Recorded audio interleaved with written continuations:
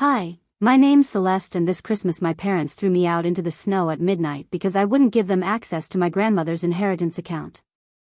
But that wasn't the worst part. They'd already spent months planning their dream cruise to the Seychelles using money they thought they'd steal from me, booked first-class everything, and even bragged to their country club friends about their early retirement celebration. When I discovered their plan and refused to hand over the banking details, they didn't just kick me out. They had my childhood bedroom locks changed within hours and posted on social media about how ungrateful children ruin family traditions. Before we jump back in, tell us where you're tuning in from, and if this story touches you, make sure you're subscribed, because tomorrow, I've saved something extra special for you. What they didn't know was that I'd been managing their investment portfolio for 3 years, had power of attorney over their main accounts, and held the keys to every financial door they'd forgotten they'd given me access to. I never thought justice would look like watching a $75,000 vacation evaporate from a hotel room in downtown Millbrook while eating takeout Chinese food in my pajamas. But sometimes the quietest revenge speaks louder than any shouting match ever could. Before we dive into this story, let me ask you something. What time is it where you are right now? And have you ever discovered that the people who raised you saw you as nothing more than a bank account with legs? Drop your thoughts below, because this Christmas tale has a twist that even I didn't see coming. It was December 23rd in Millbrook, Connecticut, one of those pristine New England evenings where the snow falls like confetti and every house looks like it belongs on a greeting card.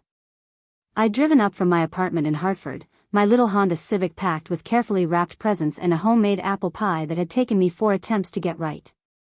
The radio was playing soft Christmas jazz, and for the first time in months, I actually felt excited about spending the holidays with family. I pulled into the circular driveway of the house I grew up in, a sprawling colonial with white shutters and ivy creeping up the brick facade. The place looked magazine perfect, as always. String lights traced every roofline, wreaths hung on every window, and through the large bay windows, I could see the massive Christmas tree Mom had probably paid someone ridiculous money to decorate. Everything sparkled with that expensive kind of holiday magic that screamed, "We have arrived." As I gathered my presents from the back seat, I noticed something odd. There were suitcases by the front door. Not small weekend bags, but the kind of massive luggage sets people take on month-long adventures. Louis Vuitton, naturally.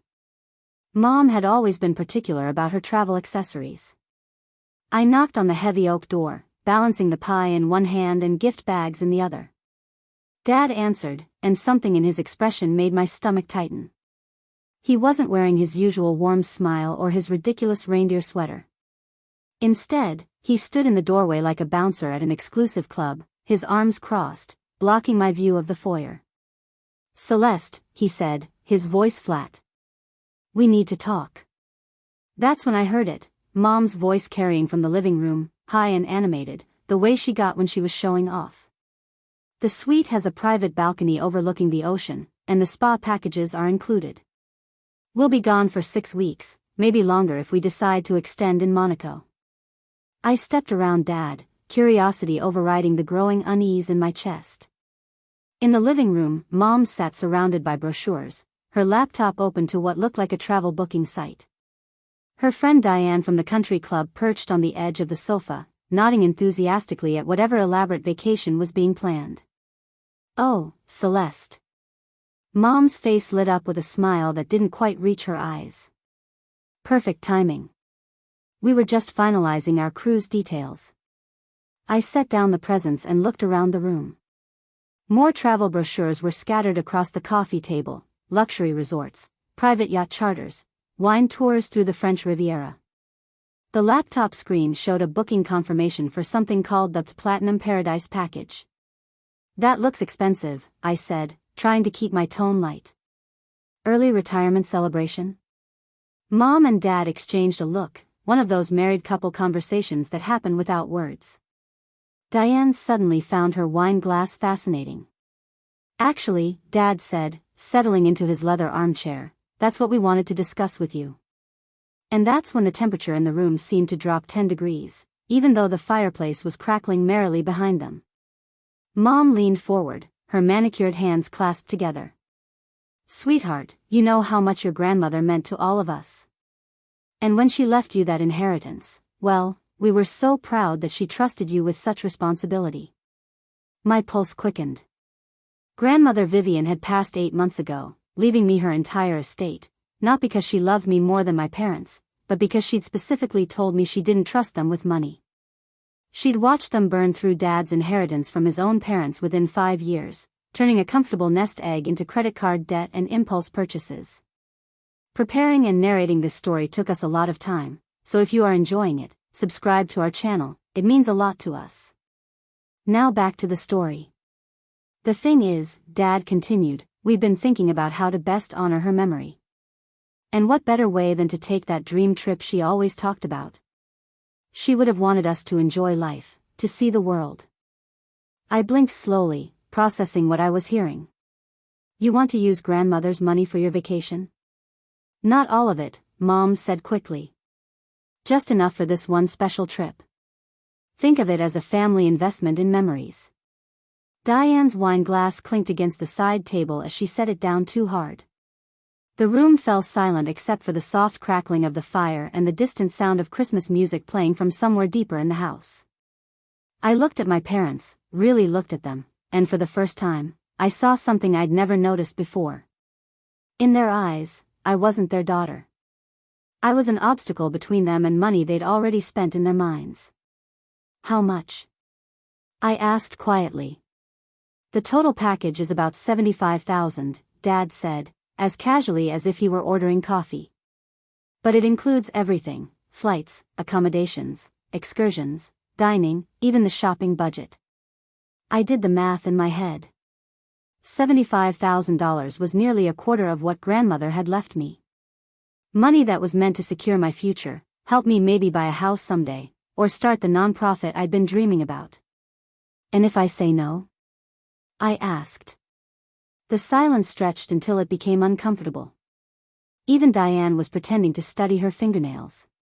Finally, Mom spoke, her voice taking on that particular tone she used when she was about to say something she knew was wrong but had convinced herself was justified.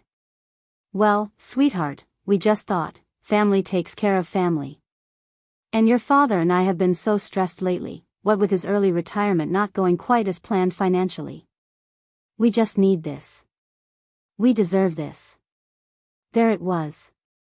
The truth hiding beneath all the talk about honoring grandmother's memory. They needed my money because they'd mismanaged their own. I picked up my purse from where I'd set it on the side table and pulled out my phone, not to make a call, but to ground myself with something solid and real. "No," I said simply. The word hung in the air like smoke from a snuffed candle. Dad's face hardened. "Excuse me?" I said no. "That money isn't for vacations. Grandmother specifically told me it was for my future, and she made it very clear why she didn't leave it to you." What happened next would replay in my mind for months afterward. Mom's mask of pleasant persuasion slipped completely, revealing something cold and calculating underneath. "Get out," she said, her voice barely above a whisper. "What?" "You heard me. Get out of my house." And that's when I realized that this Christmas Eve conversation had been planned long before I'd arrived with my apple pie and carefully wrapped presents. The suitcases by the door, the booking confirmations, the friend strategically positioned as witness, they'd already decided how this evening would go. They just hadn't expected me to say no. The silence that followed Mom's command stretched like a taut wire. I stood there in the living room, surrounded by the remnants of what should have been a warm family Christmas Eve. The twinkling tree lights, the crackling fireplace, the scent of cinnamon candles, and felt the ground shifting beneath my feet. Diane cleared her throat delicately. "Perhaps I should go," she murmured, already reaching for her purse.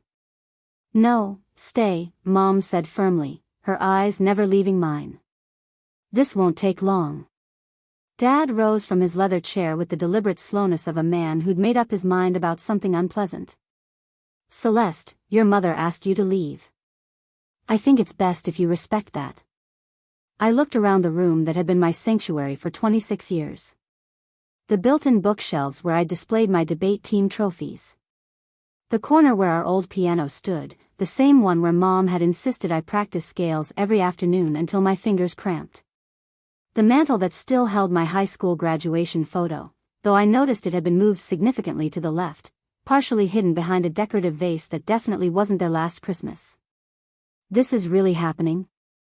I asked, my voice smaller than I intended. "You're kicking me out on Christmas Eve because I won't fund your vacation?" Mom's perfectly contoured face twisted into something I barely recognized. "Don't be dramatic, Celeste. You're an adult with your own apartment. This isn't about the money, it's about respect. Family loyalty." "Family loyalty," I repeated slowly, tasting the bitter irony of those words. Dad moved toward the foyer, and I heard the distinct sound of locks clicking. Not the front door, something else. Something that made my stomach drop. "Richard, what are you doing?" I called after him. He returned with a small silver key in his palm. "Your room key," he said, setting it on the coffee table between the cruise brochures. "We had the locks changed this afternoon. For security purposes." The words hit me like ice water. "You changed the locks to my childhood bedroom?" "It's not your room anymore," Mom said matter-of-factly. "We're converting it into a proper guest suite. Richard's been talking to a contractor about knocking out the wall to the adjoining bathroom, creating more space for when we have real guests." Real guests. The phrase echoed in my head. Diane shifted uncomfortably on the sofa, her wine glass now empty, her eyes darting between the door and the unfolding family drama she'd somehow become trapped in. I walked to the window and looked out at my Honda Civic in the driveway, its windshield already accumulating a fresh layer of snow. The roads would be getting treacherous soon, and most hotels would be booked solid on Christmas Eve. But none of that seemed to concern the two people who'd raised me. "Where exactly am I supposed to go tonight?" I asked. "You're a smart girl," Dad said. "You'll figure something out. Maybe this will give you some perspective on what's really important." That's when I noticed something else that made my blood run cold. On the side table next to Dad's chair sat a manila folder, thick with documents. The tab was labeled in Mom's precise handwriting, "Estate Planning, V. Morrison Trust." Vivian Morrison. My grandmother's full name. "What's in the folder, Dad?" His hand moved protectively over it. "Nothing you need to worry about." But I'd caught a glimpse of the letterhead on the top document when he'd shifted to block my view. Morrison and Associates, the same law firm that had handled grandmother's will. The same firm that had explicitly named me as the sole beneficiary of her trust fund. "You've been to see grandmother's lawyers," I said. It wasn't a question. Mom and Dad exchanged another one of their wordless conversations, the kind that after 30 years of marriage probably felt like telepathy. "We've been exploring our options," Mom said carefully. "Making sure all the paperwork is in order." "What options?" "Legal options," Dad clarified. "Ways to ensure the estate is being managed properly. Your grandmother was elderly when she made those decisions. Sometimes family members need to step in when." "When what?" I interrupted. "When the person she chose to trust isn't cooperating with your vacation plans?" The fire popped loudly, sending sparks up the chimney, and in that brief moment of distraction, I saw Diane's face. She looked horrified, like she was witnessing something she never should have been invited to see. Mom stood abruptly and walked to the window, her back to me. "Celeste, you're young. You don't understand what it's like to work your entire life, to sacrifice everything for your family, only to watch opportunities slip away because of technicalities. Technicalities like grandmother's explicit wishes? Your grandmother was manipulated in her final years," Dad said, his voice taking on a harder edge. "That nurse, what was her name? Patricia, she filled Vivian's head with all sorts of ideas about us. Made her paranoid about money, convinced her we couldn't be trusted." I remembered Patricia well. A kind, soft-spoken woman who'd cared for grandmother during her final months. More importantly, I remembered the conversations I'd had with grandmother during those visits, when her mind was still sharp as a knife and her words were chosen with the precision of someone who'd spent decades managing her own investments. "Grandmother wasn't manipulated," I said quietly. "She was protecting her legacy." "From her own son?" Dad's voice cracked with what might have been genuine hurt. if I hadn't noticed him practicing emotional manipulation my entire childhood. The grandfather clock in the hallway chimed 9 times, each note hanging heavy in the air. Outside, the snow was falling harder now, and the wind had picked up, rattling the windows. "You know what I find interesting?" I said, reaching for my coat. "This whole conversation. The timing of it. The fact that you've already been to lawyers, already changed my locks, already made your travel arrangements. Almost like you were planning this intervention whether I cooperated or not." Mom turned from the window, her face flushed. "That's ridiculous." "Is it?" "Because from where I'm standing, it looks like you've been working on this plan for months. Probably since the day grandmother's will was read." I pulled on my coat and gathered the presents I'd brought, suddenly feeling foolish for having spent so much time and thought on gifts for people who saw me as an obstacle to their retirement dreams. "Keep these," I said, setting the wrapped boxes back on the side table. "Consider them a going-away present." Dad stepped toward me, and for a moment, his expression softened. "Celeste, honey, it doesn't have to be this way. We're family. We can work this out." "How?" I asked. "By me handing over my grandmother's money so you can take a cruise while I get evicted from the family that raised me?" "You're being overdramatic," Mom said, but her voice lacked conviction. I walked toward the front door, my heels clicking against the hardwood floors that had once felt like the soundtrack to home. In the foyer, I paused next to those expensive suitcases, running my fingers over the leather handle of the largest one. "Nice luggage," I said. "Very optimistic of you." Dad followed me to the door, but he didn't try to stop me from leaving. "Where will you go?" I turned the handle and felt the bite of cold air against my face. Snow swirled in the porch light like dancing ghosts. "I'll figure something out," I said, echoing his earlier words. "I'm a smart girl, remember?" As I walked toward my car, I heard the front door close behind me with a finality that seemed to echo across the pristine suburban street. "No, Merry Christmas. No, be safe driving in the snow." Just the solid thud of wood against frame and the click of a deadbolt sliding into place. I sat in my car for a moment, letting the engine warm up and the defroster clear the windshield. Through the bay window, I could see my parents and Diane, their heads bent together in urgent conversation. Mom was gesturing animatedly, probably already spinning the story of their ungrateful daughter who'd ruined Christmas with her selfishness. That's when I pulled out my phone and did something I probably should have done months ago. I opened my banking app and checked the balance on the trust account grandmother had left me. $312,847.16. More money than I'd ever dreamed of having, sitting there waiting to build the future she'd wanted me to have. Then I opened another app, the one for the investment management firm where I'd been working part-time while finishing my MBA. The same firm where Dad had transferred his retirement accounts 3 years ago when his previous advisor had suggested he was taking too many risks. The same firm where I'd been designated as the authorized contact on his accounts when he'd grown frustrated with financial paperwork and asked me to handle the details. I stared at the account summary screen for a long moment, watching the snow accumulate on my windshield.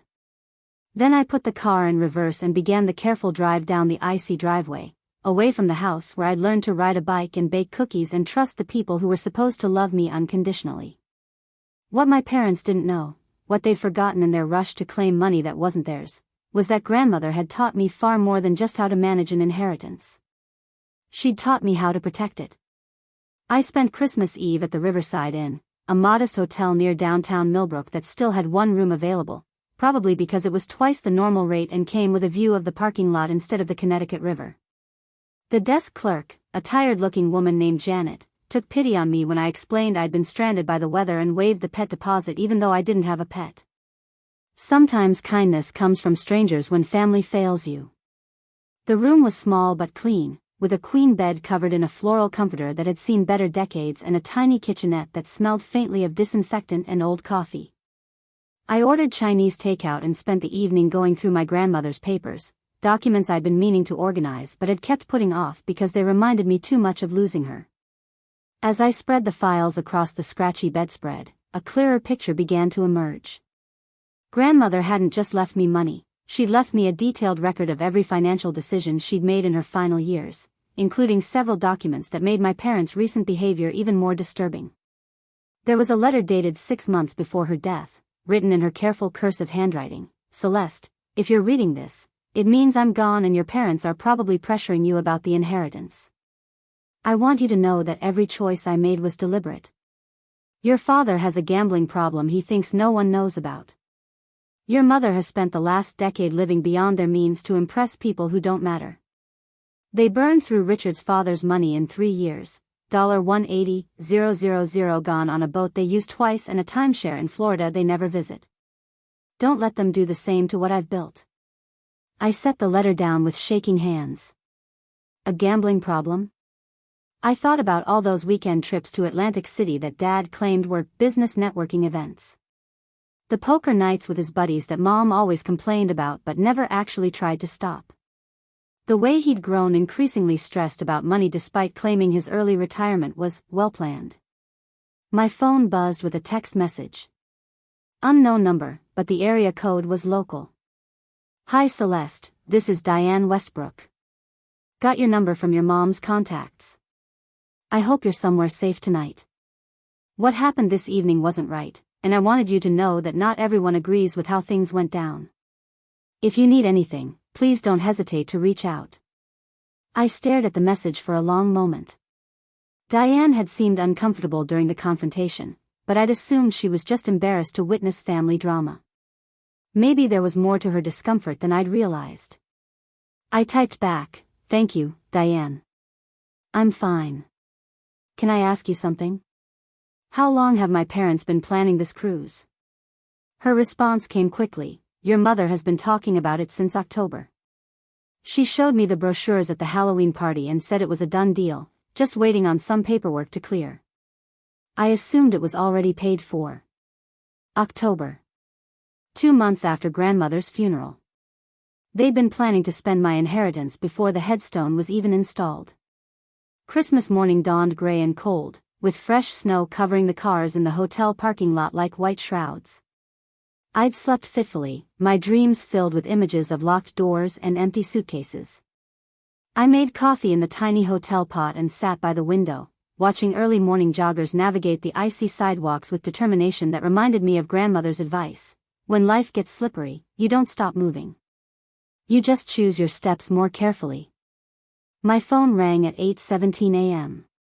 Mom's contact photo, a smiling selfie from last year's Christmas dinner, filled the screen. "Merry Christmas, sweetheart," she said when I answered, her voice bright and cheerful as if nothing had happened. "I hope you slept well." "Where did you think I slept, Mom?" A pause. "I'm sure you found somewhere comfortable. You're very resourceful." The casual dismissal of my situation made my chest tighten. "What do you want?" "I want to fix this, Celeste. Your father and I have been talking, and we think there might have been some miscommunication last night. Why don't you come over for Christmas brunch? We can discuss everything like civilized adults." Through the phone, I could hear Dad's voice in the background, "Tell her we're willing to compromise." "Compromise how?" "Well," Mom said, and I could hear the carefully rehearsed quality in her tone, "we've been thinking that maybe we were asking for too much. What if we just borrowed $50,000? We could pay it back over time, with interest." I almost laughed. "Almost. Borrowed from my inheritance that you have no legal claim to?" "Family doesn't need legal claims, sweetheart. Family has trust." "Trust," I repeated. "The same trust that led you to change my bedroom locks without telling me?" Another pause, longer this time. "That was your father's idea." I told him it was premature. Premature. Not wrong, not hurtful, premature. As if the timing was the only issue with locking me out of my childhood home. "What happens if I say no to the $50,000? I asked. "Why would you say no? It's Christmas, Celeste. Can't we just put aside our differences and be a family?" But I could hear something else in her voice now, an edge that hadn't been there at the start of the call. Desperation, maybe. Or calculation. "Mom, have you already booked the cruise?" Silence. Mom? These things require deposits, she said finally. Refundable deposits. How much of a deposit? That's not really your concern. How much? A long exhale. 15,000. But it's fully refundable until 48 hours before departure. I closed my eyes and did the math. $15,000 they didn't have, committed to a vacation funded by money that wasn't theirs, with a refund deadline that was probably. I pulled up the cruise website on my phone and found the booking they'd been looking at the night before. Departure date, January 3rd. 4 days from now. The refund deadline is tomorrow, I said. That's why we need to settle this today, Mom said, and now the desperation was unmistakable. Celeste, please. Just come home and we'll work everything out. I looked around the hotel room, at grandmother's papers scattered across the bed, at my clothes hanging in the tiny closet, at the view of the parking lot where my car sat covered in snow and bird droppings. This wasn't home anymore. Maybe it never really had been. I'll come over, I said. But I'm not bringing any checkbooks or account information. This is just a conversation. Of course, Mom said quickly. Just a conversation. We'll see you in an hour. After I hung up, I sat in the silence of the hotel room and thought about trust. About the difference between the trust grandmother had placed in me, trust earned through years of watching me make careful decisions, finish my education, help others without expecting anything in return, and the trust my parents were demanding, trust based on obligation and manipulation and fear. Then I opened my laptop and began researching something I probably should have looked into months ago, the legal requirements for power of attorney in Connecticut, and specifically what responsibilities I had regarding my parents' financial accounts. What I found was illuminating. According to the documents Dad had signed 3 years ago when he'd grown tired of managing his own investments, I wasn't just an authorized contact on his accounts. I was listed as his financial power of attorney for investment decisions, with full authority to make changes in his best interest if he became unavailable or incapacitated. The language was standard legal boilerplate, designed to help families manage money during medical emergencies or extended travel. But it also meant that if Dad was making decisions that threatened his financial security, like spending money he didn't have on luxury vacations, I had not just the right but the legal obligation to intervene. I spent the next 30 minutes reading through the fine print of every document, cross-referencing with Connecticut state law and the specific terms of the investment management agreement. By the time I closed the laptop, I had a much clearer understanding of exactly what weapons I was carrying into the battle my parents had declared. The drive back to their house took me past the Millbrook Country Club, where a few hardy golfers were already out on the snow-dusted course, probably playing their traditional Christmas morning round. I wondered if Dad had told his golf buddies about the cruise yet, or if he was waiting until it was a done deal. I wondered how he'd explain it when it wasn't. The suitcases were still by the front door when I arrived, though they'd been moved slightly, as if someone had been checking them obsessively.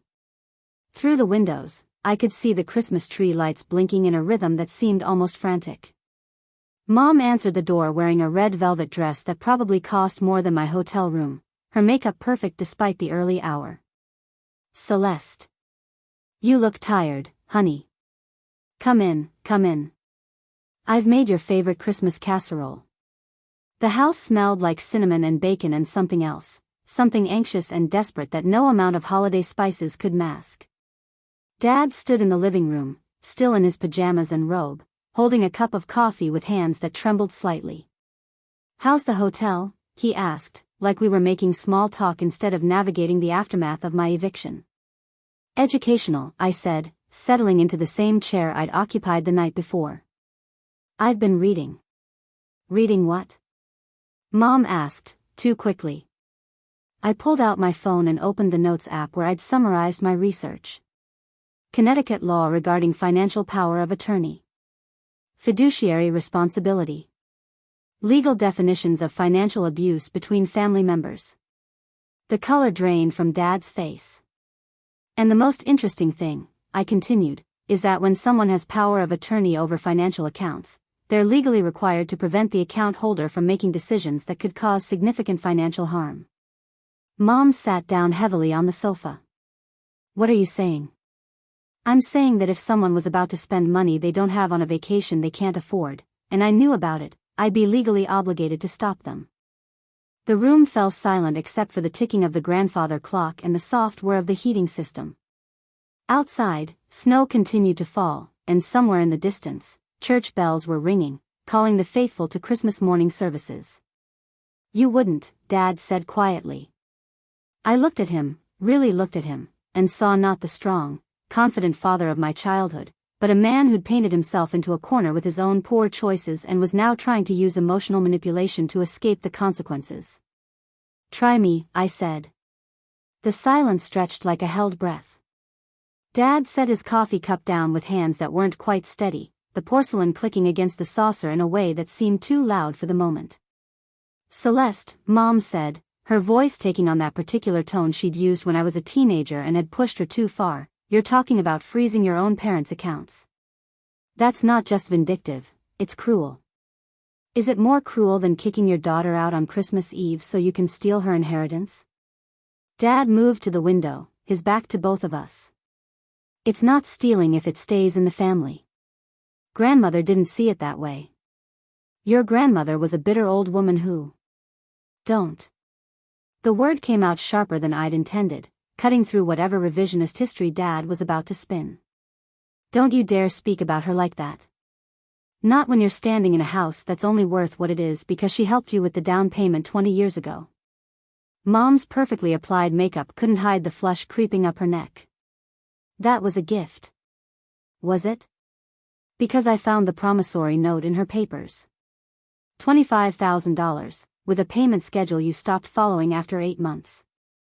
I pulled out my phone and scrolled to the photo I'd taken of the document. December 1998 through August 1999. Then nothing. For 23 years. Dad turned from the window. "We had other expenses. The business was struggling, your college tuition. My college tuition was covered by scholarships and my part-time job. I have the financial aid records to prove it." The grandfather clock chimed 10 times, each note hanging in the air like an accusation. Through the living room window, I could see the neighbors' children playing in the snow, their laughter a stark contrast to the tension suffocating this room. Mom stood abruptly and walked to the mantelpiece, her fingers trailing over the family photos displayed there. "When did you become so suspicious? So cold? We raised you to be better than this." "You raised me to be convenient," I said. "To take care of things you didn't want to deal with, to fix problems you created, to say yes when you needed something and disappear when you didn't. That's not fair. Isn't it? When was the last time you called me just to see how I was doing? Not because you needed something, not because there was a family obligation, just because you wanted to talk to your daughter?" The question hung between us, unanswered because we all knew the answer. Dad returned to his chair, his movement stiff with the kind of anger that comes from being cornered by the truth. "Fine. You want to play hardball? Let's play hardball. That money your grandmother left you? It should have been mine. I'm her son. Everything she had came from the family business my grandfather built, and when she dies, it should have come to me. But it didn't. Because she was manipulated by that nurse and by lawyers who convinced her to be petty and vindictive in her old age." I thought about the hours I'd spent with grandmother in her final months, sitting beside her bed while she told me stories about building her investment portfolio from the ground up, about the mistakes she'd watched other family members make with money, about the importance of thinking 3 generations ahead instead of 3 months ahead. "She wasn't manipulated," I said quietly. "She was protecting her legacy from people who saw it as a windfall instead of a responsibility." Mom's voice rose to a pitch that would have been embarrassing if any of the neighbors could hear. "We are not people, Celeste. We're your parents. We sacrificed everything for you." "What did you sacrifice?" "Time, money, opportunities. Name one." The challenge stopped her cold. She opened her mouth, closed it, then opened it again like a fish gasping for air. "I didn't go back to work after you were born," she said finally. "You didn't go back to work because Dad's business was doing well and you wanted to join the country club and volunteer for charity galas. I've seen the tax returns from those years, Mom. You weren't sacrificing, you were socializing. Dad's face was darkening with each word, the careful veneer of parental authority cracking to reveal something uglier underneath. You have no idea what it costs to raise a child. The private school tuition that I earned with academic scholarships. The dance lessons, the summer camps that I paid for myself with babysitting money starting when I was 14. The car we bought you for graduation. The used Honda that I've been making payments on for 8 years because you put the loan in my name without telling me. That stopped him. His mouth snapped shut like a trap that had misfired. You didn't know I found out about that, did you? I continued. I only discovered it when I applied for my first apartment and couldn't understand why my credit report showed a car loan I didn't remember signing for. Turns out you'd added my name to the paperwork when I turned 18, then conveniently forgot to mention it. Mom sank back onto the sofa, her red velvet dress spreading around her like spilled wine. We were teaching you responsibility. You were teaching me that the people who claim to love me will lie to my face if it's convenient for them. The heating system kicked in again, filling the silence with a mechanical hum that somehow made everything feel more surreal. Here we were, 3 adults in a house decorated for Christmas, tearing each other apart over money that had already exposed the fault lines in relationships I'd thought were solid.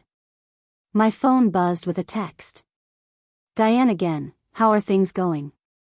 I'm thinking about you today. I showed the screen to my parents. Your friend Diane is checking on me. Interesting how someone who barely knows me is showing more concern for my well-being than the people who raised me. Dad's jaw worked like he was chewing something bitter. Diane doesn't understand the situation. What situation?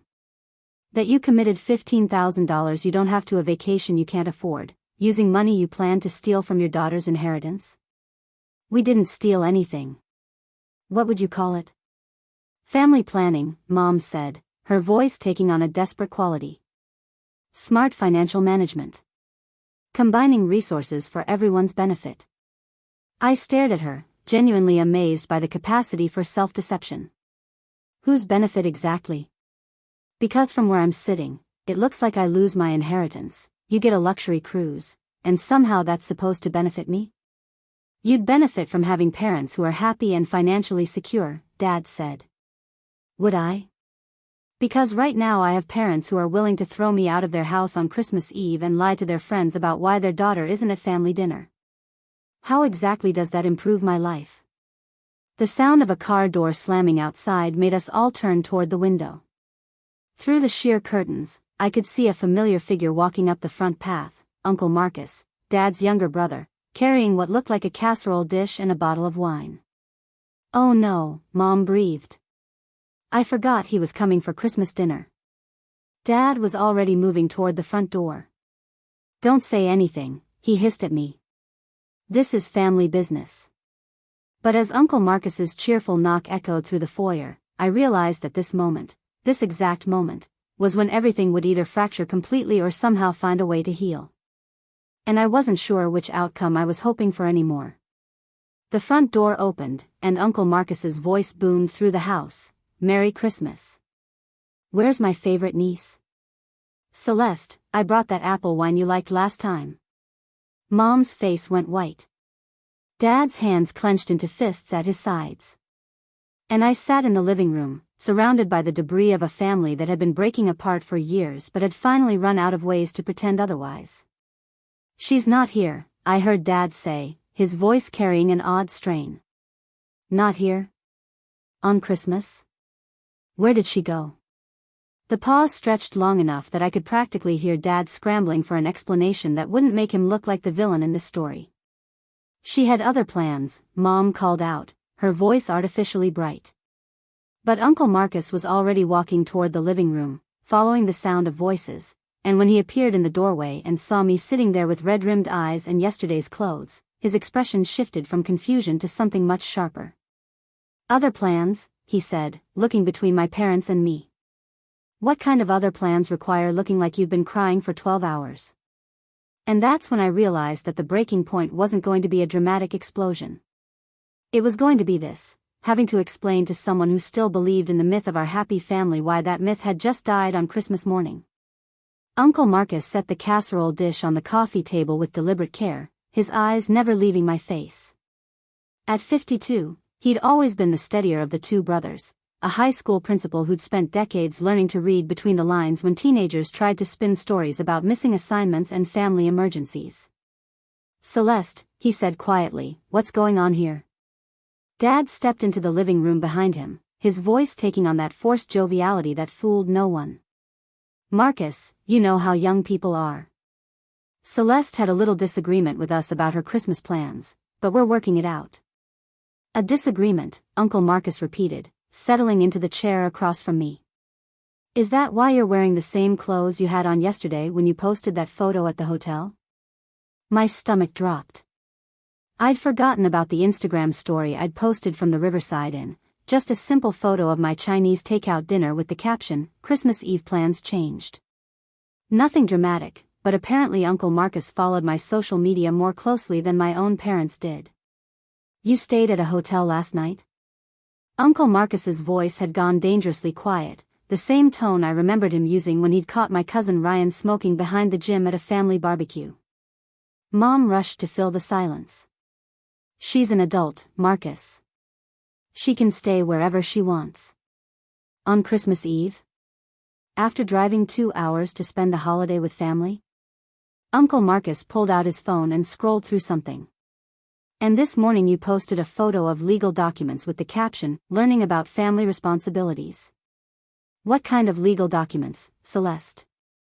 I glanced at my parents, seeing the panic starting to creep into their expressions. They'd been so focused on pressuring me that they'd forgotten other people might be paying attention. "Power of attorney agreements," I said simply.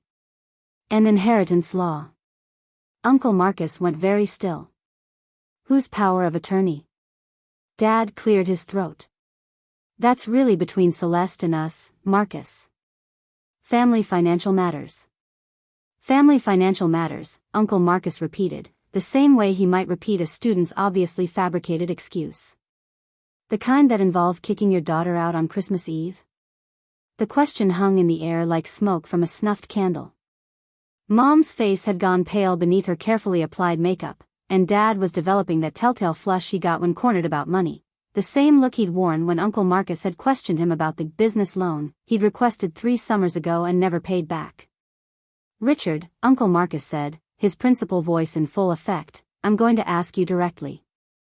Did you ask Celeste to leave last night?" "She chose to leave," Dad said, but his voice lacked conviction. "After you changed the locks to her bedroom and demanded access to her inheritance account?" The silence that followed was answer enough. Uncle Marcus turned to me, his expression shifting from stern authority to genuine concern. "Celeste, why don't you tell me what happened, from the beginning?" So I did. I told him about the cruise brochures, the demand for access to grandmother's money, the manila folder with the lawyer's letterhead. I told him about the locks being changed, about being ordered to leave, about spending Christmas Eve in a hotel reading legal documents that revealed years of financial manipulation I'd never recognized. Uncle Marcus listened without interrupting, his expression growing darker with each detail. When I finished, he sat back in his chair and studied my parents with the kind of analytical gaze that had probably made hundreds of teenagers confess to things they'd sworn they'd never admit. "Let me see if I understand this correctly," he said finally. "You demanded that Celeste give you $75,000 from her inheritance to fund a vacation you've already partially paid for with money you don't have. When she refused, you kicked her out of the house on Christmas Eve. And now you're trying to convince me this was her choice." "It's more complicated than that," Mom said weakly. "Is it?" "Because from where I'm sitting, it sounds like extortion with extra steps." Dad's face was now fully flushed, the way it got when he'd had too much to drink at family gatherings and started arguments about politics or money. "Marcus, you don't understand the full situation." "Then explain it to me." "That money should have come to me when Mother died. I'm her son. Celeste is just a grandchild." Uncle Marcus's eyebrows rose slightly. "Just a grandchild? The granddaughter who visited her every week for the last 2 years of her life? Who helped her manage her medications and drove her to doctor's appointments when you were too busy with your golf schedule?" "That's not fair," Dad protested. What's not fair is spending money that isn't yours and then throwing a tantrum when the actual owner won't enable your irresponsibility.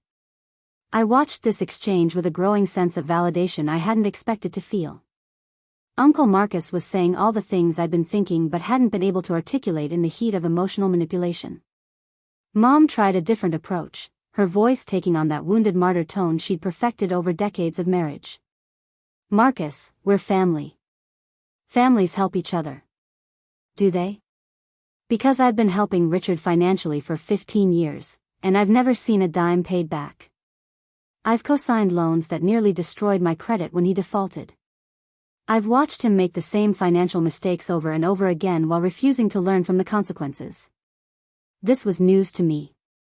I looked at Dad, seeing him through Uncle Marcus's eyes for the first time, not as the successful businessman he'd always claimed to be, but as someone who'd been living beyond his means for so long that borrowing money from family members had become a routine survival strategy. How much does he owe you? I asked Uncle Marcus. $43,000, give or take. The exact amount changes depending on whether you count the interest we agreed on, but he's never paid. Dad's flush deepened. That's between you and me, Marcus. Is it? Because if you're pressuring Celeste for money to pay for luxury vacations while you owe your brother $43,000, that seems relevant to the conversation. I pulled out my phone and opened the banking app again, this time navigating to Dad's investment account overview. What I saw there made my stomach clench. Dad, I said quietly, your retirement account balance is $12,000. What? Mom turned to stare at him. That's impossible. You said we had over $60,000 saved. We did, Dad said defensively. But the market has been volatile, and I made some strategic moves. What kind of strategic moves? Uncle Marcus's voice had gone deadly calm. I was already scrolling through the transaction history, my financial training allowing me to read between the lines of the cryptic descriptions. Cryptocurrency investments.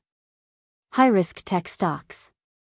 Something called premium trading signals that looks like a subscription service. Uncle Marcus rubbed his temples like he was developing a headache. Richard, please tell me you didn't fall for one of those get-rich-quick trading schemes. It's not a scheme, Dad said, but his voice lacked conviction. It's a proven system. I just need more capital to really make it work. More capital, I repeated. Like $75,000 from my inheritance?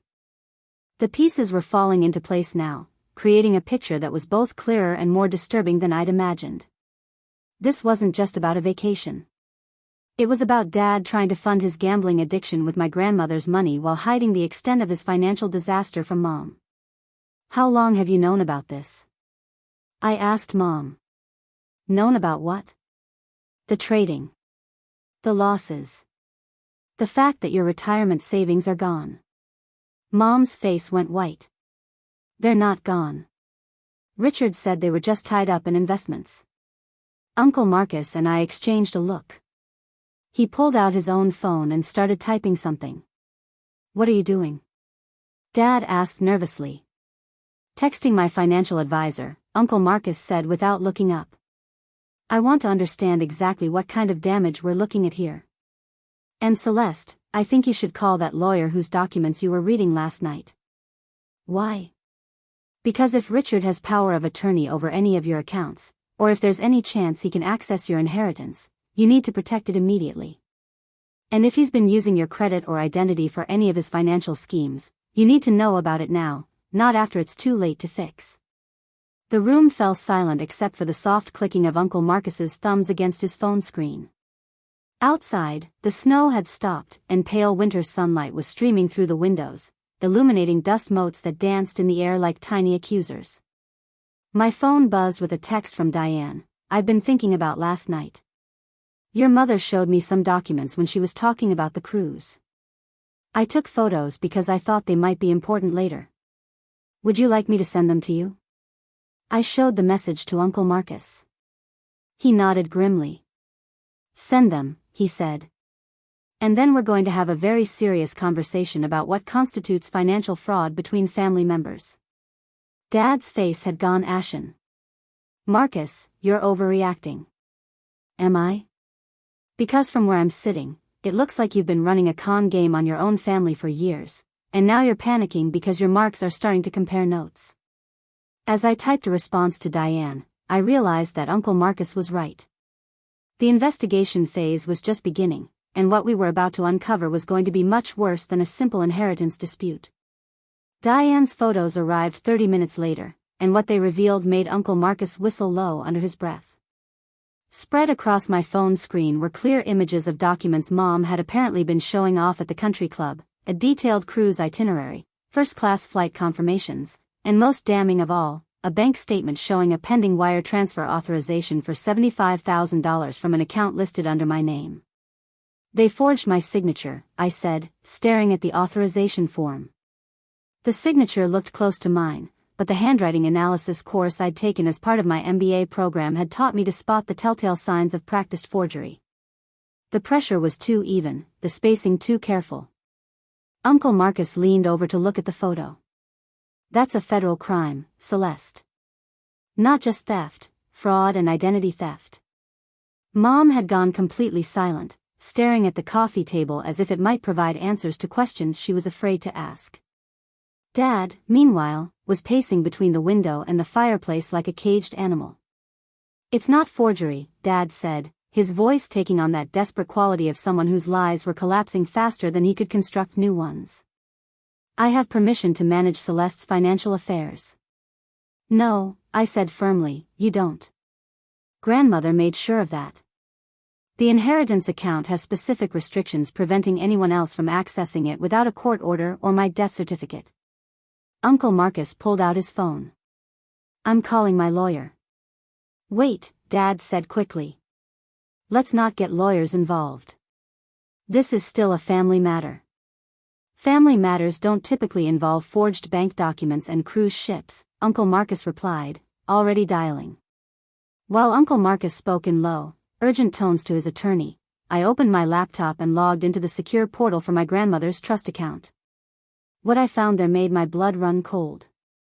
There were 3 pending transactions, all scheduled for today, 2 wire transfers totaling $75,000 to something called Serenity Cruise Holdings, and a 3rd transfer of $25,000 to an account I didn't recognize. Dad, I said, my voice sharper than I'd intended, what's the account ending in 4847? His pacing stopped abruptly. I don't know what you're talking about. But Uncle Marcus had finished his call and was looking over my shoulder at the laptop screen. Richard, that's your personal checking account. I recognize the routing number from all the loan documents I've signed with you. The room fell into the kind of silence that feels thick and suffocating. Mom finally looked up from the coffee table, her perfectly applied makeup starting to smudge around her eyes. Richard, she said slowly, did you steal money from our daughter? I didn't steal anything, Dad snapped. I borrowed it. Temporarily. Just until the cruise payments clear and we can figure out a more permanent arrangement. A more permanent arrangement, I repeated. You mean like me dying so you can inherit everything back? Don't be dramatic. Uncle Marcus was typing rapidly on his phone. My lawyer is filing for an emergency injunction to freeze all pending transactions on your account, Celeste. But we need to move fast. If those transfers go through. They won't, I said, opening a new browser window and navigating to the investment management portal where Dad's accounts were housed. Because I'm about to do something I should have done the moment I discovered this plan. My fingers moved across the keyboard with the kind of precision that comes from 3 years of managing complex financial portfolios. Within minutes, I had accessed Dad's main investment account, his checking account, and the joint savings account he shared with Mom. What are you doing? Mom asked, genuine fear creeping into her voice. Exercising my legal authority as financial power of attorney, I said, clicking through the account restrictions menu. As of right now, all of your accounts are frozen pending a review of potential fraudulent activity. Dad's face went white. You can't do that. I can, and I just did. According to Connecticut law, when someone with power of attorney discovers evidence of financial crimes being committed using the accounts they're responsible for, they have not just the right but the obligation to prevent further damage. Uncle Marcus leaned back in his chair, something that might have been pride flickering across his face. How long will the freeze last? Until Dad can prove to a judge that he wasn't attempting to commit fraud, identity theft, and theft of inheritance funds, I said, closing the laptop with a soft click. Which should be interesting, considering the documentary evidence. Mom stood up abruptly, her red velvet dress wrinkled from clutching at the fabric. This is insane. We're your parents, Celeste. You can't just freeze our bank accounts. I can when you're using those accounts to commit crimes against me. We weren't committing crimes, Dad said, but his voice had lost all its earlier bluster. We were trying to borrow money from family. Without permission, using forged documents, for money that doesn't belong to you, Uncle Marcus enumerated. Richard, in what universe is that borrowing? My phone rang. The caller ID showed a number I didn't recognize, but the area code was local. Celeste Morrison. The voice was crisp, professional. This is Jennifer Walsh from Serenity Cruise Holdings. We've had some unusual activity on a booking associated with your credit information, and we wanted to verify some transactions. I put the call on speaker. What kind of unusual activity? Well, we received a wire transfer authorization this morning for $50,000 from an account in your name, but our fraud detection system flagged it because the signature on the authorization doesn't match the signature we have on file from when the booking was originally made. Dad sank into his chair like a deflated balloon. The original booking wasn't made by me, I said. I see. And the authorization for today's transfer? Also not made by me. Someone has been using my identity fraudulently. There was a pause while Jennifer processed this information. I'm going to need to put a hold on this booking immediately. Can you come into our office today to file a fraud report? Absolutely. After I hung up, the silence in the room was deafening. Mom was staring at Dad like she'd never seen him before. Dad was staring at his hands like they belonged to someone else. Uncle Marcus was texting again, probably updating his lawyer on the latest developments. The cruise is cancelled, Mom said finally, her voice hollow. The cruise was never real, I corrected. It was a fantasy funded by crime. Dad looked up at me, and for a moment, I saw something in his eyes that might have been genuine remorse. Celeste, I'm sorry. I never meant for it to go this far. How far did you mean for it to go, Dad? Were you planning to put the money back after your vacation? Or were you just hoping I'd never notice? I thought if we could just get through this rough patch, I could make it up to you. The trading system really does work, I just needed more capital to. Stop, Uncle Marcus said firmly. Richard, stop digging. You're in enough trouble already. My phone buzzed with a text from Diane, I'm at the country club. Your mother's friends are asking where you are for Christmas dinner. What should I tell them? I showed the message to the room. What should I tell them, Mom? That you kicked me out so you could steal my inheritance? That you're probably going to be facing criminal charges? That Christmas dinner is cancelled because you're under investigation for fraud? Mom's composure finally cracked completely. She buried her face in her hands and started sobbing. Not the delicate tears of a woman trying to maintain her image, but the ugly, desperate sobs of someone whose entire world was collapsing. My friends, she whispered between sobs. Everyone at the club knows about the cruise. We told everyone we were leaving tomorrow. How am I going to explain this? The same way you're going to explain it to the police, Uncle Marcus said grimly. Truthfully. As if summoned by his words, there was a knock at the front door. Through the window, I could see a police cruiser in the driveway. That'll be the officer I called, Uncle Marcus said, standing up. When someone commits fraud using federal banking systems, law enforcement gets involved whether the family wants them to or not. Dad's face had gone gray. Marcus, please. Think about what this will do to the family. I am thinking about the family, Uncle Marcus replied, walking toward the front door. I'm thinking about protecting the members who haven't committed felonies. As Uncle Marcus opened the door to admit the officer, I realized that the power reversal was complete. 12 hours ago, I'd been the one begging for a place to sleep. Now my parents were the ones facing the consequences of choices they'd made without considering the cost. The officer, a middle-aged woman with kind eyes and a no-nonsense demeanor, introduced herself as Sergeant Martinez. She listened carefully as Uncle Marcus and I explained the situation, taking notes and occasionally asking for clarification. "The forged documents and identity theft make this a serious matter," she said finally. "I'm going to need to take statements from everyone involved." As Sergeant Martinez began the formal interview process, I looked around the living room one more time. The Christmas tree lights were still blinking in their frantic rhythm. The expensive suitcases still sat by the front door, now symbolic of journeys that would never happen. And somewhere in the distance, church bells were ringing again, calling people to evening services where they would probably pray for peace and forgiveness. I thought about forgiveness as I gave my statement to the officer.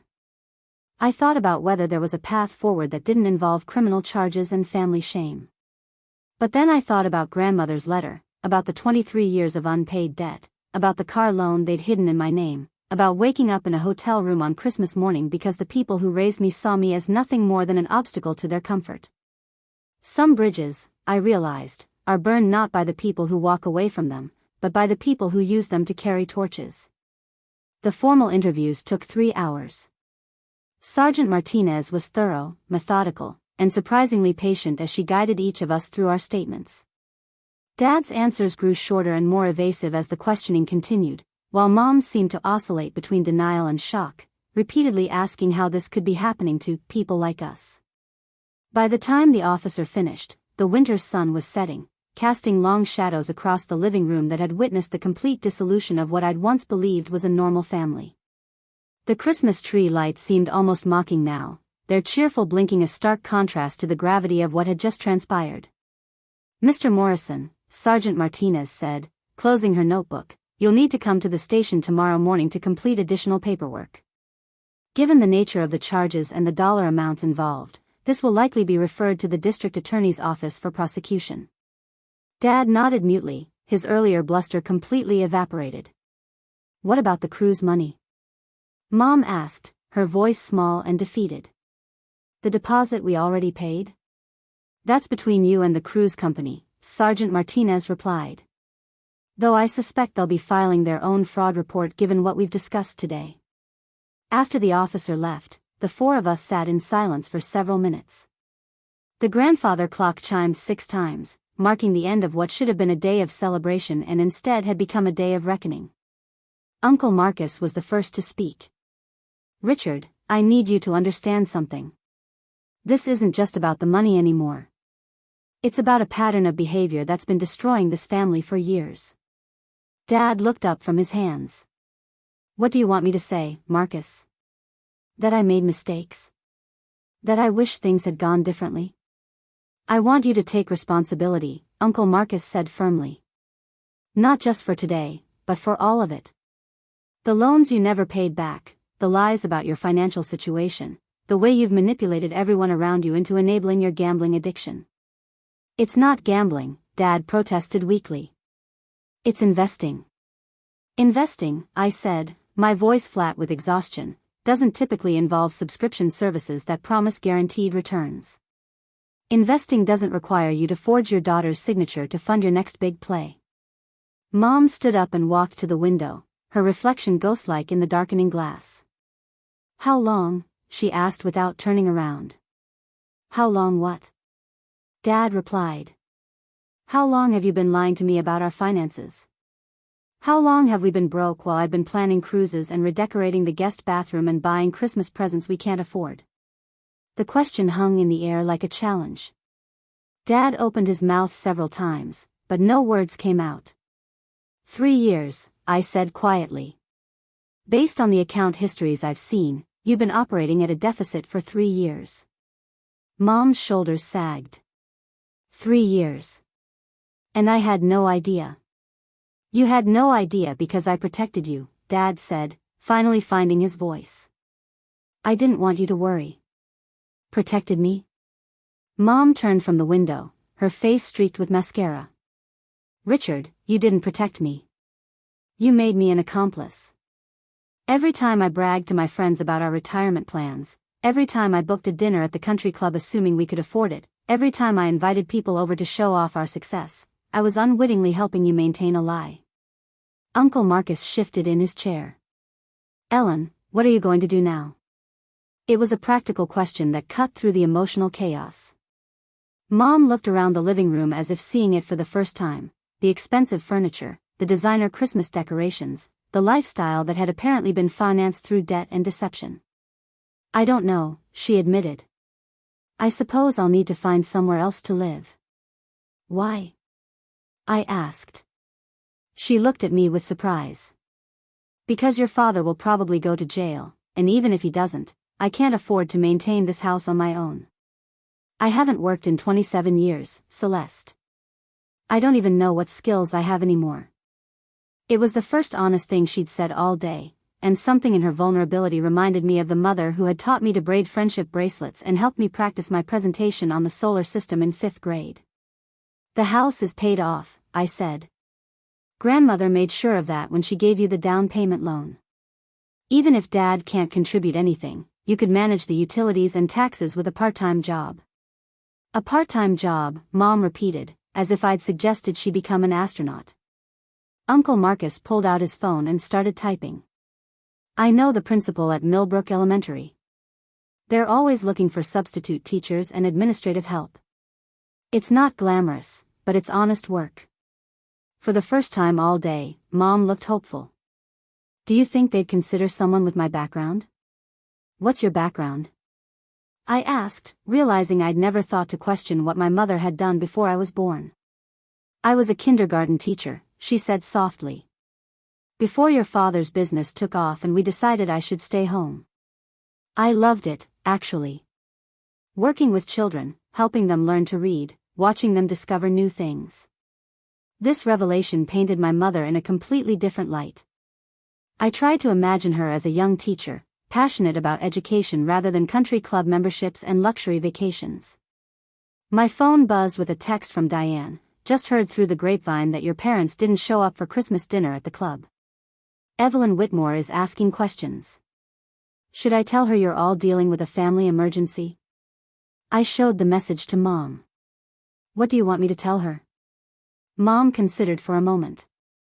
Tell her the truth. That we had a family emergency that revealed some serious problems we need to address. And that I probably won't be attending many club functions for the foreseeable future. Are you sure? I asked. Once word gets out about the criminal charges. Celeste, in the last 4 hours I've learned that my husband is a gambling addict who forged our daughter's signature to fund a vacation we couldn't afford, that our retirement savings are gone, and that I've been living a lie for 3 years. I think I can handle some gossip from people who were never really my friends anyway. Uncle Marcus smiled for the first time all day. Ellen, I think this might be the beginning of a very different but much better chapter for you. As evening settled over Millbrook, we began the practical work of untangling the mess Dad had created. Uncle Marcus helped Mom set up a new checking account that Dad couldn't access. I worked with my lawyer to ensure the inheritance account was fully protected and to begin the process of removing Dad's name from any documents where it didn't belong. The cruise company called back to confirm they were canceling the booking and issuing a full refund, minus processing fees. The $15,000 deposit would be returned within 10 business days, money that would go toward paying Uncle Marcus back for some of the loans he'd never expected to see again. Dad sat quietly through most of these conversations, occasionally offering information when asked but otherwise seeming to understand that his role in family financial decisions had ended permanently. As I prepared to leave for my hotel, Mom walked me to the door. Celeste, she said, her voice hesitant, I know I have no right to ask this after everything that's happened, but do you think there's a chance we could rebuild some kind of relationship? Not the way things were, but something honest?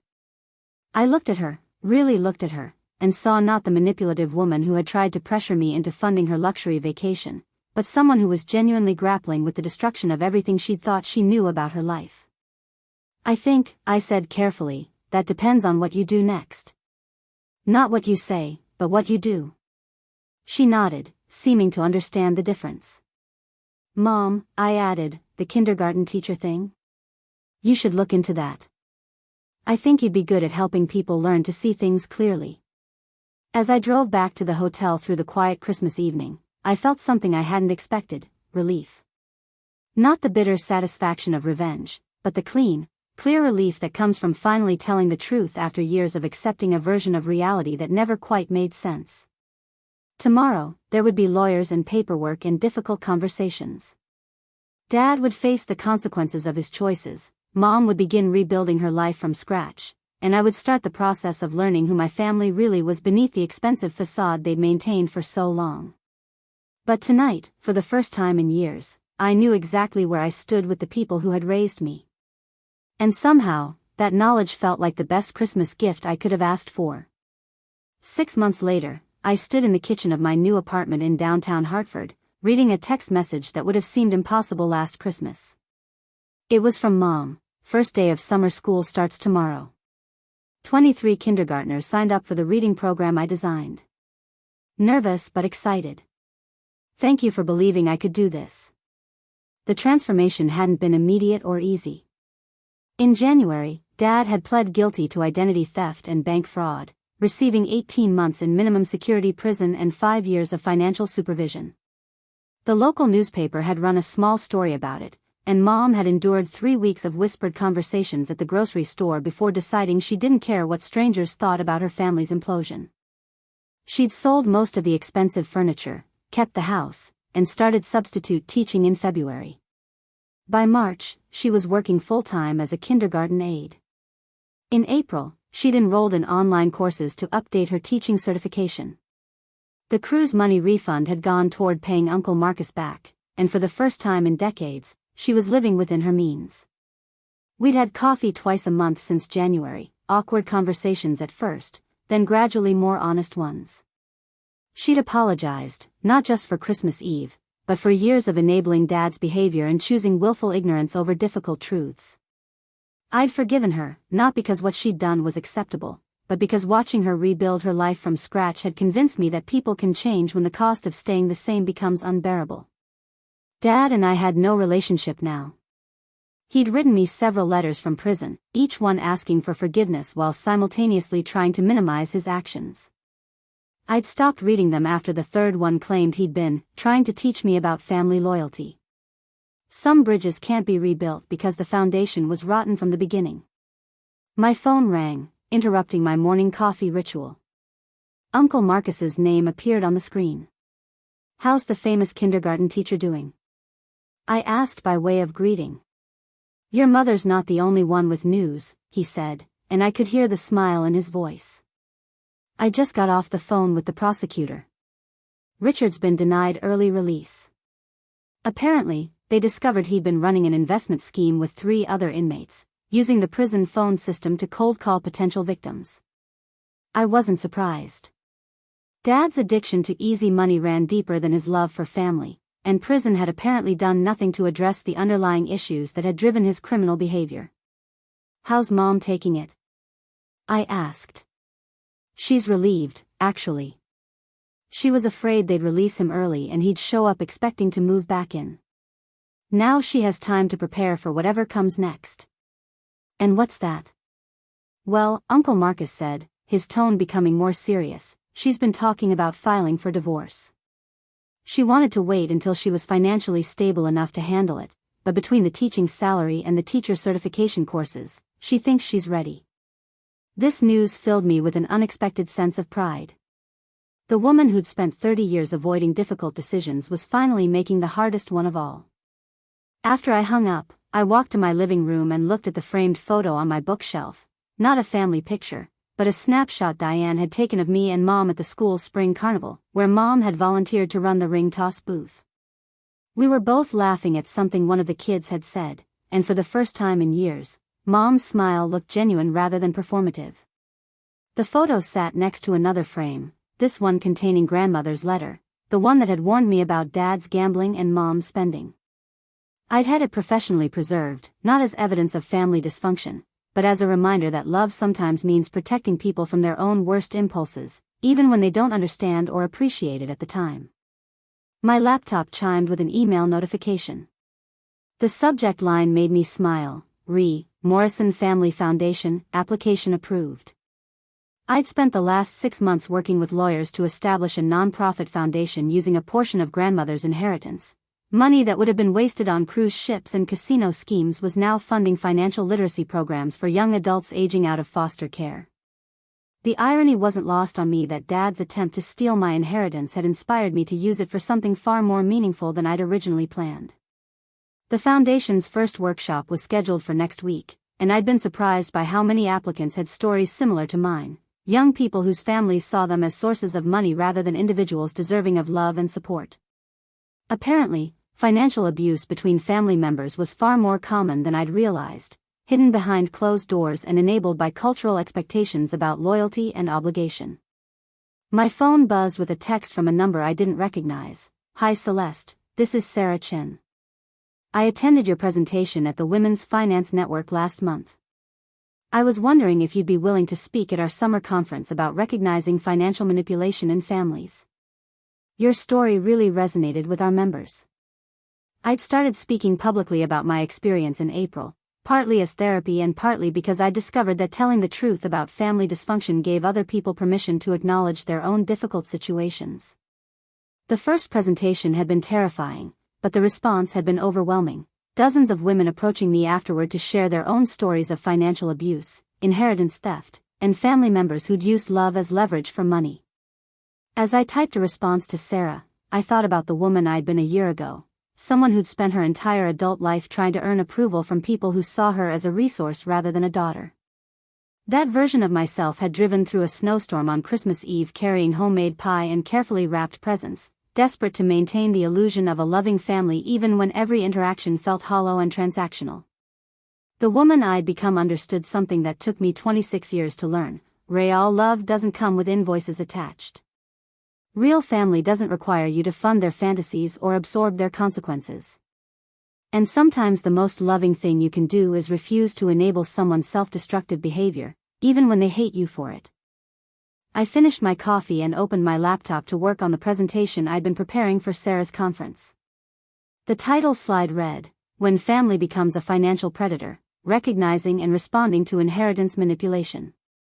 The irony wasn't lost on me that my parents' attempt to destroy my financial security had launched me into a career helping others protect theirs. Sometimes the worst betrayals create unexpected opportunities for healing, not just for yourself, but for people facing similar situations who need to know they're not alone. As I worked on the presentation, I thought about the young woman who might attend Sarah's conference, someone sitting in the audience wondering if it's normal for parents to demand access to their children's bank accounts, or whether it's reasonable for siblings to expect unlimited loans with no repayment plans. I wanted her to understand what I'd learned the hard way, that saying no to financial manipulation isn't selfish, it's self-preservation. The last slide of my presentation contained a quote from grandmother's letter: "Money reveals character, it doesn't create it. The people who love you want you to thrive, not fund their dreams at the expense of your own." Below that, I'd added my own words: "Sometimes protecting your future means disappointing people who only value your past contributions. That's not cruelty, that's wisdom." Outside my apartment window, Hartford was bustling with summer activity. Families were walking to the park, pushing strollers and carrying picnic baskets, probably planning barbecues and celebrating ordinary moments that didn't require luxury cruises or expensive decorations to feel meaningful. I thought about next Christmas, still 6 months away but already promising to be different.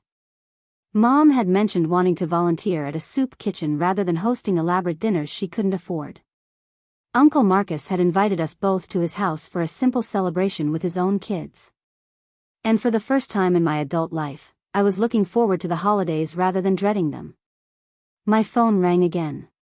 This time it was Diane, who'd become an unexpected ally and friend over the past months.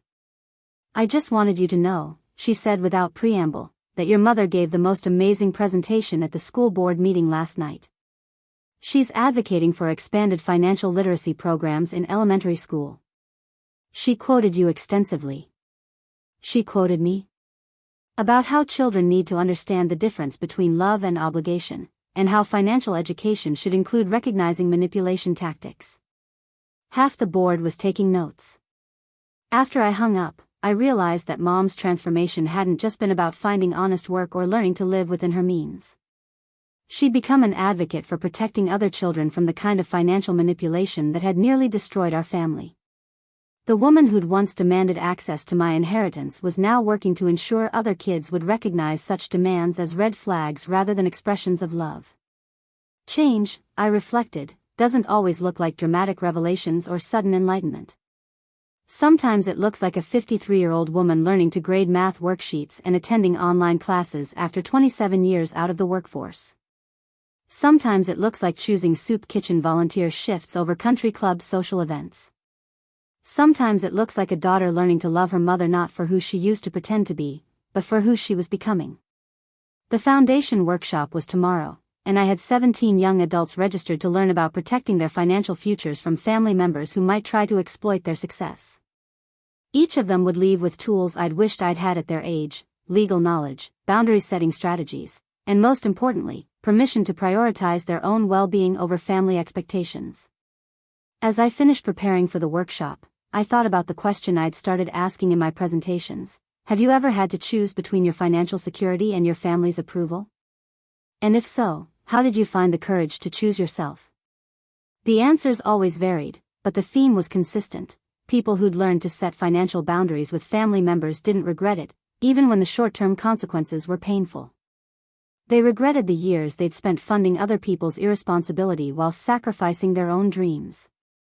I closed my laptop and looked around my apartment, modest but mine, furnished with pieces I'd chosen rather than inherited, decorated with photos of people who supported my success rather than exploited it. The Christmas tree corner was empty now, but come December, I'd fill it with lights and ornaments that celebrated genuine joy rather than expensive illusions. Sometimes the best revenge isn't dramatic or public. Sometimes it's simply building a life so authentic and fulfilling that the people who tried to diminish you become irrelevant to your happiness. And sometimes the greatest gift you can give yourself is permission to love your family without funding their delusions or absorbing their consequences. The young woman who'd driven through a snowstorm last Christmas carrying homemade pie and desperate hope had learned something invaluable. Real family doesn't require inheritance access to prove love. Real family celebrates your success without expecting to profit from it. And when someone demands your financial sacrifice as proof of your loyalty, they're telling you exactly who they are, and you should believe them. If you're reading this and wondering whether it's normal for family members to pressure you about money, or whether you're obligated to fund other people's dreams at the expense of your own security, let me save you years of confusion. It's not normal, and you're not obligated. You deserve relationships that celebrate your success rather than exploit it. Sometimes the most loving thing you can do is say no, set boundaries, and let people face the consequences of their own choices. That's not abandonment, that's healthy love.